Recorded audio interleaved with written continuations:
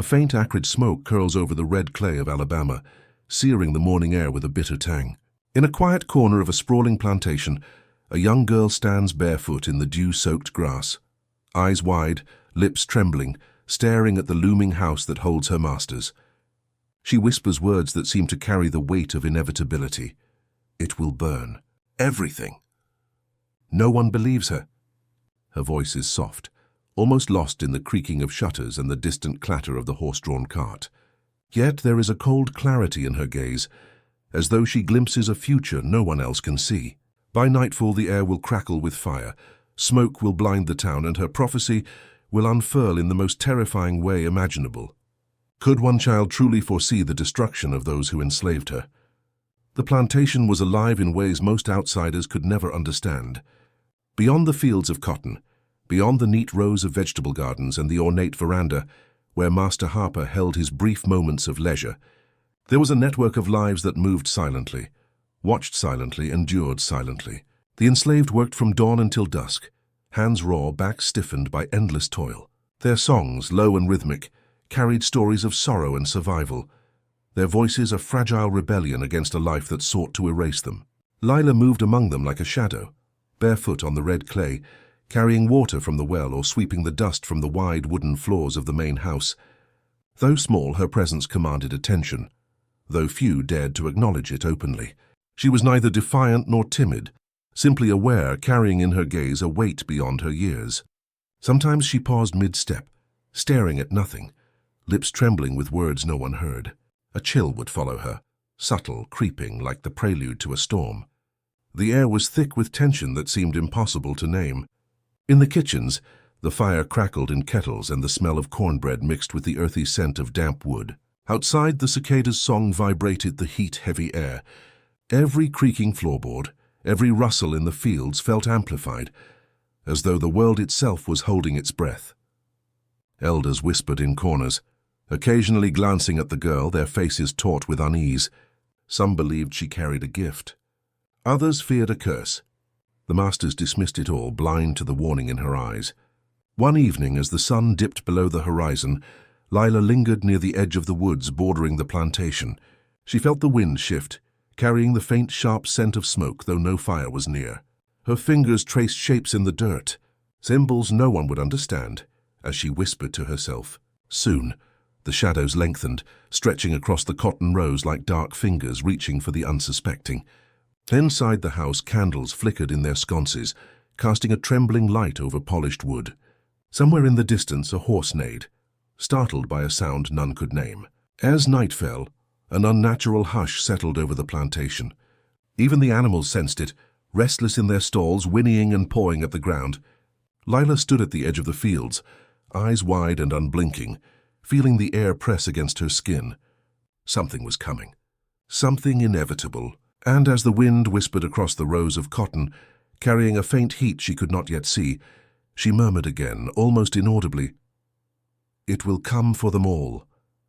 The plantation, grand and proud by day, seemed fragile now, teetering on the edge of a dark unknown. Her name was Lila, though few outside the enslaved quarters knew it. She had arrived at the plantation as a small child, her family long scattered by the cruel hand of human commerce. From the earliest days she had seemed different, not in appearance but in perception. While others labored with eyes fixed on the ground or the horizon, Lila's gaze lingered elsewhere, fixed on corners unseen, on the shadows between the trees, on whispers carried by the wind. She would sometimes pause mid-task, hand frozen on a bucket or broom, listening to murmurs no one else heard. By the age of 14, her visions had grown sharper, more precise.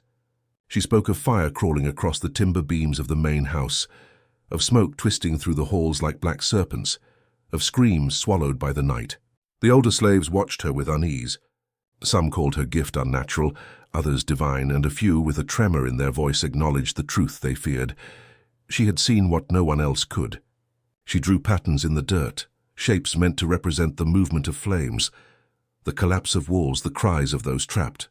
Her whispering was constant, low, as though she were conversing with forces invisible to everyone else. Lila's warnings went largely unheeded by the masters. To them she was simply a child, her words a nuisance, her visions the product of idle imagination. Yet among the servants, a quiet dread began to take root. Martha, an elder who had endured decades under the Harper family, observed Lila with wary respect. "She sees more than we do," Martha murmured once to a group huddled in the kitchen. "And what she sees, it does not wait." One humid evening, Lila walked along the banks of the nearby river, the mud soft beneath her bare feet. She traced symbols into the soil, her fingers trembling as she whispered dates and directions that no one else could understand. Her voice was barely audible over the croak of frogs and the rustle of reeds. And yet as she spoke, the wind seemed to shift around her, carrying the faint scent of smoke that was not yet present. Her eyes, wide and unblinking, followed shapes and movements invisible to others. A hush fell over the riverbank, broken only by the occasional splash of water. The elders watched from a distance, hearts pounding with unease. Could a child truly glimpse what was to come? Could she carry the knowledge of fire yet to come, the fate of those who enslaved her? Lila did not answer, for she did not know why she saw what she saw, only that the vision would come to pass, unstoppable and absolute. As night crept over the river, she whispered again, almost as if invoking fate itself. "It will come. I see it all." The shadows behind her lengthened, and the first flicker of something ominous danced across the horizon. Late at night, when the moon barely pierced the heavy clouds over the Alabama fields, the servants gathered quietly in the kitchen. The air was thick with the scent of burning tallow and damp wood, mingling with the earthy aroma of spilled cornmeal and washed clothes. Shadows danced across the walls as the single oil lamp trembled in the draught, casting the room in a flickering, uneasy glow. Lila sat on the worn wooden floor, knees drawn to her chest, eyes fixed on nothing, listening as murmurs swirled around her like smoke. The older slaves, those who had survived decades under the Harper family, spoke in hushed tones, careful not to draw the attention of anyone passing by. "She sees it," whispered one, a man with hands calloused from years of cotton picking. "What she speaks, it comes true always," another nodded, lips tight. "I've felt it in the wind, in the smell of the earth. Something is coming, and it does not wait." Their eyes flicked toward Lila, who remained silent, her small hands tracing invisible lines in the dirt, mapping the fire she had seen in her visions. The younger slaves, less certain of the supernatural or prophetic, watched in a mixture of awe and fear. A faint rustle from the rafters, a loose shutter perhaps, or some small animal, made them flinch, though their fear was more than instinct. It was premonition. Every shadow seemed to twist unnaturally when Lila spoke. Even the kitchen cats, normally indifferent, prowled close to her, their tails low and ears twitching at sounds no one else heard. "Do you think it will happen soon?" whispered a girl barely older than Lila. The question hung in the smoky air, unspoken dread pressing on all who lingered. Lila's lips trembled, and for a moment she did not answer. Then, in a voice barely audible, she murmured, "The fire. It waits for nothing. It will begin when the night is blackest. And when it comes, none can stop it." A hush fell over the room.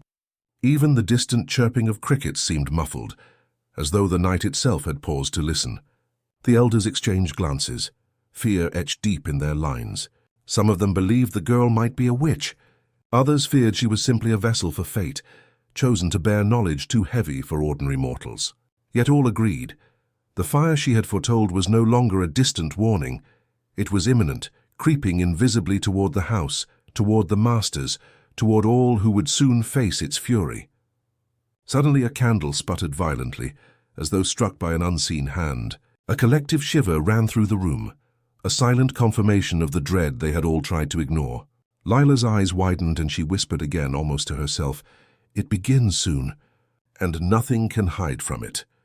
Outside, the wind picked up, rattling the shutters, carrying a faint, acrid scent, the first subtle herald of the inferno to come. Master Jonathan Harper, a man of rigid pride and unyielding temper, paced the polished floors of his grand home, oblivious to the undercurrents of fear threading through his household. The war raged hundreds of miles away, but here his mind remained fixed on crops, profits, and the illusion of control. He was a man certain that wealth and authority could bend the world to his will. Talk of visions, of warnings, of a child who foresaw disaster was beneath him, a trifling annoyance best ignored.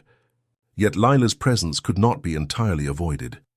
She moved silently through the hallways, carrying out her tasks with a quiet precision that drew furtive glances from the other servants. There was something in her eyes, a cold clarity, that unnerved even the bravest among them. She did not speak to the masters, did not seek confrontation. Her warnings were murmured to herself, carried on breathless whispers into empty rooms. And still the wind seemed to carry her words through the corridors, a faint, eerie echo that brushed the ears of all who lingered. One evening, as twilight bled into night, Lila approached the parlor with cautious resolve. Master Harper was seated in a high-backed chair, sipping whiskey from a crystal glass, the dim lamplight reflecting off his spectacles. "Sir," she began, voice trembling yet firm, "the house, it will burn. You cannot stop it. It comes soon." Harper laughed, a sharp, dismissive bark that cut through the thickening air. "Child, do not prattle nonsense. Go fetch water." Her lips tightened, but she obeyed, retreating silently. Yet the words clung to the air like smoke. Outside, the wind shifted with sudden intensity, rattling the shutters and making the lanterns sway. The master did not notice, absorbed in his ledger and the illusions of permanence it represented. But Lila saw it all. The way the timbers groaned in anticipation, the faint flicker of heat she could feel before it manifested, the ominous tension gathering in the night. She whispered again to herself, "Soon." Even the servants dared not contradict her, though many exchanged fearful glances. Their dread was palpable, filling the corners of the halls with a weight the master could neither see nor sense. The plantation, outwardly serene and prosperous, teetered on the brink of catastrophe, held only by the fragile denial of those in power. And as Lila moved past him, a faint tang of smoke drifted through the air, a harbinger unseen yet unmistakable. That night, the wind carried her whispers further, brushing across the sleeping fields and empty corridors. She pressed her hands together, murmuring prayers and warnings no one could hear. The inevitability she foresaw pressed against the edges of reality, a silent, unstoppable force. Master Harper slept soundly, ignorant of the flames that would soon claim his home, his possessions, and the illusion of control he so dearly cherished. Outside, the night seemed to hold its breath, waiting for the first spark to shatter the fragile calm.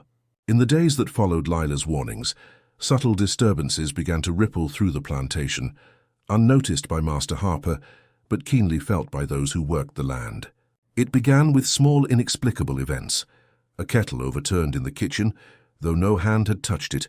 A beam in the parlor cracked with a dry, echoing pop, and the shadows in the hallways seemed to stretch longer than natural, as if reaching toward something unseen. Even the livestock sensed the tension. Horses stamping their hooves nervously in the stables, cows lowing at the wind that carried no scent of storm. The servants whispered among themselves in corners, voices low and urgent. "It comes closer," one muttered, eyes darting toward the open windows. Martha, the eldest, shook her head. "Do you not see it? The signs have multiplied. The girl's visions, they are here." A hush fell over the kitchen, punctuated by the occasional clatter of utensils or the soft thump of a pan being set down. The fear was not just of fire, it was the certainty of it, the way inevitability pressed upon the air like a heavy fog. Even the youngest children felt it. They whispered to one another about Lila's eyes, wide and knowing, her small hands tracing invisible patterns in the dirt. Some claimed they had seen her standing in the yard at dusk, speaking to shapes no one else could perceive, her voice a trembling thread between reality and vision. The elders watched with quiet dread, understanding that she carried a knowledge none could bear alone. At night, the wind seemed to conspire with her premonitions. It rustled the leaves in unnatural patterns, rattled the shutters with sharp, impatient knocks, and carried a faint tang of smoke that no fire could yet explain. Lila would stand barefoot in the fields, face lifted to the sky, murmuring under her breath, "Soon, it waits for nothing." Those who dared glance at her felt a chill press into their chests, a silent warning that the world as they knew it was shifting. And then the first distant glimmer appeared, a flicker of orange on the horizon that no one could place. The children cried out, the animals bolted, and the servants exchanged glances heavy with terror. Lila's lips moved soundlessly, tracing the path she had already seen in visions, as though mapping the fire before it existed. It was no longer prophecy alone. The omens had begun to manifest, crawling into the edges of reality with quiet insistence. A candle flickered violently in the kitchen, nearly toppling from its holder. The wind howled through the eaves, carrying ash-like particles that settled on the tables and floors.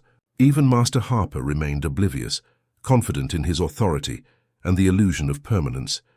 But outside the signs multiplied, each one a step closer to the inevitability Lila had foreseen. And in the shadows, the first whispers of smoke began to curl across the horizon. Subtle, almost teasing, yet undeniably real. The humid summer night pressed heavily over the plantation, draping the fields and the grand house in a suffocating stillness. The cicadas' incessant buzz seemed to slow, muted, as though even the insects sensed the weight of what was coming. Lila could not sleep. She wandered the hallways barefoot, the polished floors cool under her feet, listening to the groan of timbers and the faint, unnatural creak of floorboards that no one else seemed to notice. Her visions pressed insistently at her mind, each one sharper than the last. Flames licking the grand staircase, smoke filling the chandeliers, the smell of burning wood thick in the halls. She paused by the parlor door, hand resting lightly on the frame, and inhaled the faint tang of something acrid, something that had not yet appeared. The candlelight flickered violently, casting long, grotesque shadows that danced across the walls as though anticipating the chaos to come.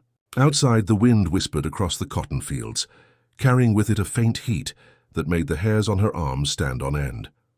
Lila's lips moved in quiet murmurs, tracing the path of fire through the house, almost as though she could summon it, almost as though it were waiting for her command. In the servants' quarters, a tension unlike any other gripped those who remained awake. Mothers clutched their children, exchanging fearful glances, aware of the girl's premonitions but unable to comprehend the magnitude of what was coming. Martha the elder paced softly, whispering prayers under her breath. "It begins tonight," she murmured, "and there is nothing we can do." The younger slaves huddled together, a mixture of awe and terror in their eyes. Even the animals, restless and uneasy, sensed the approaching inferno. As midnight approached, the first sparks appeared. Not from hearths, not from lamps, but seemingly born from the air itself, tiny embers that hovered and danced across the floorboards.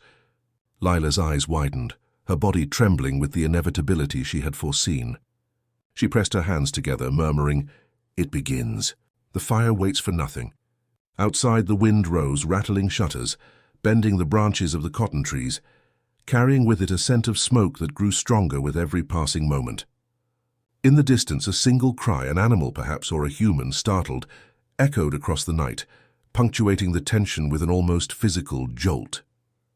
Lila stood at the edge of the fields, barefoot and trembling, eyes fixed on the horizon where orange glimmers began to flicker, fragile but relentless. This was the moment she had seen again and again in visions, the moment when prophecy and reality collided. The fire was awakening, creeping into existence, unstoppable, and as the first tendrils of flame began their slow, hungry spread, she whispered once more, almost inaudibly, "It comes for them all." By midnight, the fire had awakened in earnest, leaping hungrily from beam to beam, devouring the grand timbers of the Harper plantation house. The smell of smoke, pungent and bitter, clawed at the nostrils of those who fled into the yard, their eyes watering and lungs burning. The polished floors and ornate furniture, symbols of the master's pride and wealth, became tinder for the flames, their elegance reduced to embers and ash within moments. The walls groaned and cracked as the heat warped every surface, sending sparks into the night sky like angry fireflies. Servants ran barefoot across the red clay, dragging children from danger, some clutching the few possessions they could carry. Screams echoed from inside the house, terrifying and unrelenting, mingling with the roar of the fire. Master Harper rushed from room to room, desperate to save what he could, but the inferno moved faster than any man, consuming everything with merciless efficiency. Windows shattered with loud cracks, sending shards into the blazing glow. The chandeliers twisted and fell, crashing through the floors below, adding chaos to the already uncontrollable blaze. Amid the chaos, Lila stood apart, watching with a stillness that seemed unnatural in someone so young. Her eyes were wide, reflecting the fire's fury, her small body trembling, but not from fear. She had seen this moment in her visions countless times, every detail exact. The walls buckling, the smoke pressing into faces, the screams swallowed by heat. Her lips moved, whispering prayers or warnings. It was impossible to tell which. To the survivors, she appeared both terrified and strangely composed, witness to inevitability. Outside, the wind carried sparks across the yard, igniting small fires in the surrounding grass. The animals panicked, their cries adding to the cacophony of human terror. Neighbors, roused by the glow in the night sky, ran toward the plantation, shouting warnings and calling for buckets of water, but even they could do nothing against the voracious flames. The fire obeyed a pattern only Lila seemed to perceive, moving as if guided by an unseen hand, unstoppable and relentless. By the time dawn approached, the grand house had been reduced to a skeletal frame. Smoke hung over the plantation like a shroud, heavy and choking, blotting out the early light. Ash drifted on the wind, landing on fields, roofs, and faces alike, a silent reminder of the destruction that had consumed wealth, pride, and illusion alike. Lila, standing at the edge of the ruins, murmured once more, "It is done." And as the survivors began to reckon with the enormity of loss, they could not help but wonder, was it fate, prophecy, or something darker that had guided the fire with such precision? When dawn broke over the charred remains of the Harper plantation, the world seemed impossibly still. The blackened skeleton of the main house jutted into the sky, beams splintered and warped, windows gaping like the hollow eyes of a skull. Smoke curled slowly from hidden embers, filling the air with a bitter, choking tang that clung to skin and hair. The fields, once pristine with cotton and crops, were littered with ashes, smouldering fragments of timber and scorched earth. Silence hung heavily over the scene, broken only by the occasional cracking of a dying log and the distant calls of crows circling above. Survivors wandered the grounds, their faces streaked with soot, eyes wide with shock. Mothers clutched children close, trembling, unable to comprehend how so much life and labor could vanish in a single night. Servants who had once moved with the rhythm of daily toil now moved in a daze, their bare feet crunching over embers and debris. Some fell to their knees, overcome with grief, while others stared at the ruins in stunned silence, realizing that nothing could be salvaged, no possessions, no proofs of status, not even the illusion of control. Amid the devastation, Lila moved through the chaos with quiet, almost unnatural calm.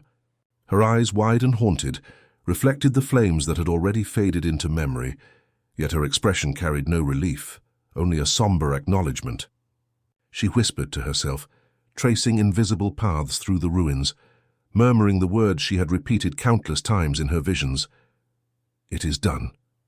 Nothing can stop it now." Those who glanced at her felt a shiver, recognizing the terrible truth she carried, a knowledge of fate that none else could possess. Martha, the elder, approached Lila, placing a hand on the girl's shoulder. Her face was lined with decades of hardship, yet the grief in her eyes was raw and immediate. "You saw it," she said quietly, voice trembling. Lila nodded, small and fragile but unbroken. The fire had been foretold, and in that foreknowledge lay both horror and a grim inevitability. Around them, the surviving servants began to gather the scattered remnants of their lives, carrying children, tending minor burns, and comforting those who had lost everything. Even Master Harper's family had been irreparably affected. Though spared from death by fleeing the burning house, they were stripped of their wealth, pride, and the very home that defined their identity. The illusions of permanence and control had been reduced to ash, and the smell of smoke lingered long after the flames had died. In the distance, the wind carried a faint trace of smoke across the fields, as if the land itself remembered the destruction. And for those who witnessed it, particularly the girl who had foreseen it all, the horror was more than physical. It was a lesson in inevitability, in powerlessness, and in the terrible certainty that some fires, once set, cannot be stopped. In the weeks following the Harper plantation fire, whispers of what had occurred traveled far beyond the blackened fields of Alabama. Travelers passing through small towns spoke in hushed tones of the girl who had foretold the conflagration, her words carrying weight as though spoken by something beyond mortal understanding. Some called her a witch, others claimed she was a prophet, chosen by God to deliver a warning that had gone unheeded. The story, embroidered with exaggerations and fear, spread like wildfire, taking on a life of its own in taverns, markets, and at the edges of midnight gatherings. Among the surviving slaves, Lila's presence became something more than a person. It became legend. Her calm in the face of the flames, Her whispered premonitions, the accuracy of every detail they had witnessed, set her apart. Mothers told their children to respect her, to listen if she spoke, though none could fully understand the depth of her knowledge. "She walks with fire in her eyes," Martha said quietly to a small circle of young girls and boys, the fear and awe in her voice palpable. "And what she sees, it comes true." Even those who had mocked her warnings before now treated her words with careful reverence. The story changed subtly depending on who told it. To the neighboring plantations, Lila became a spectral figure, a warning to children and adults alike. Some recounted her hovering near the riverbank at night, whispering dates and names into the wind, her small hands tracing symbols in the dirt that no one else could interpret. Others claimed she had spoken to the trees and animals, predicting events that had yet to come. It was said she could see the future in flames, in shadows, even in the drift of smoke across the horizon. At the same time, historians attempting to piece together the events found themselves confounded.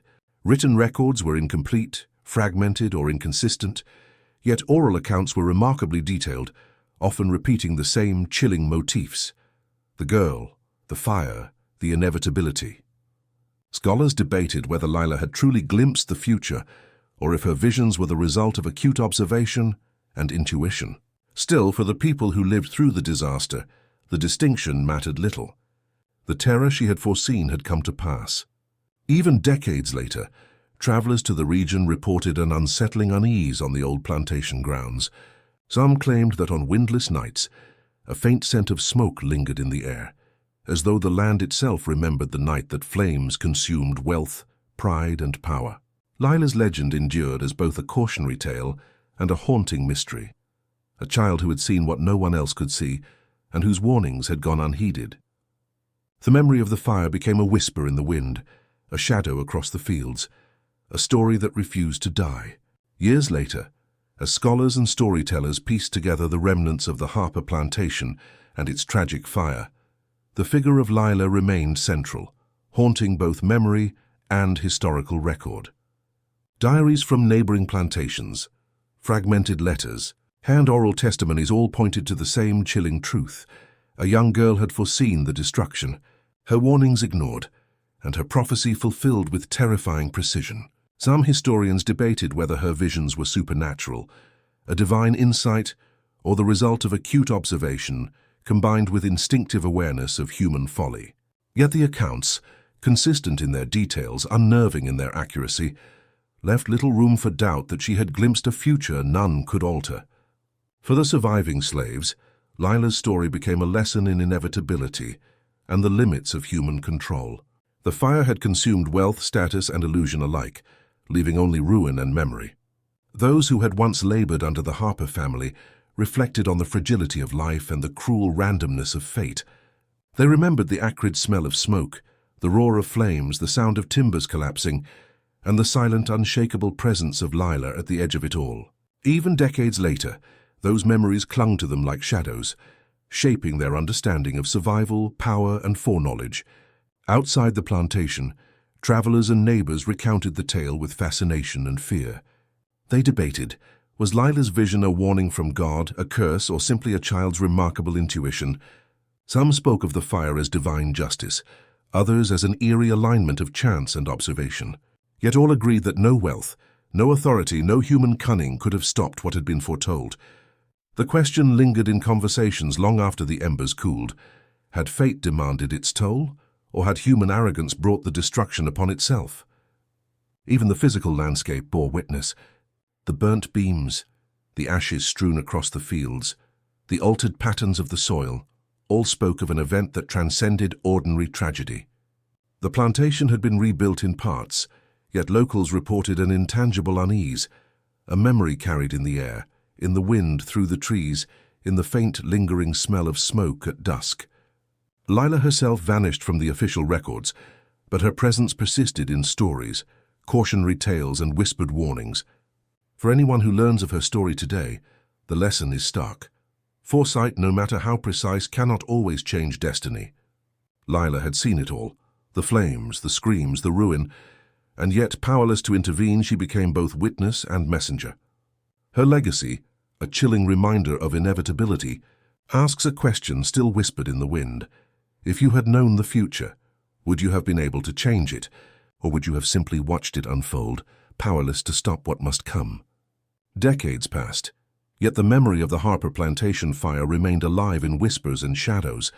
Lila's name, though absent from official records, persisted in local lore, carried from generation to generation like a warning encoded in breathless murmurs. Travelers who passed through the red clay fields reported an unshakable unease, a feeling that the soil itself remembered the fire, that the air still held the faint, acrid tang of smoke, long extinguished. Children were told the story at night, not merely as caution but as a lesson, that some events, some forces cannot be avoided, only witnessed. To scholars, Lila's story posed questions that could not easily be answered. Was she gifted by something divine, cursed, or simply an acute observer whose understanding of human behavior and the fragility of timber structures gave her insight beyond her years? Written accounts were scarce, but oral histories were meticulous in their detail. Survivors spoke of a small girl who moved like a shadow through the chaos, who whispered warnings that no one acted upon, and who bore the weight of inevitability with a strange, somber calm. These recollections left a haunting impression. Knowledge alone could not stop fate. Even the land seemed to hold her legacy. On still nights, locals claimed to smell faint smoke drifting through the cotton fields. Trees and soil bore the invisible scars of past flames, and the red clay itself seemed to carry a memory of terror, echoing the roar of timber collapsing and the screams swallowed by fire. Lila's presence, once fleeting and corporeal, had become permanent in essence, woven into the fabric of memory and myth. Storytellers expanded her legend over the years. Some spoke of her as a prophet, others as a spectral figure who lingered in the woods, her eyes reflecting flames only she could see. Yet all accounts agreed on one chilling truth. She had seen the fire before it came, and those who ignored her were powerless against it. Families who rebuilt on the land felt her unseen gaze, a reminder that the past cannot be erased, and that some knowledge once glimpsed endures beyond mortal lives. As you hear this story today, imagine standing where she once stood, watching the inferno unfold, knowing it was coming, powerless to stop it. Ask yourself, if you had foreseen disaster, could you change it? Or would you, like Lila, bear witness to inevitability, carrying knowledge too heavy for the living? In the quiet Alabama fields, in the wind through the trees, in the faint lingering smell of smoke, her story endures, a haunting testament to foresight, fate, and the terrifying weight of truth.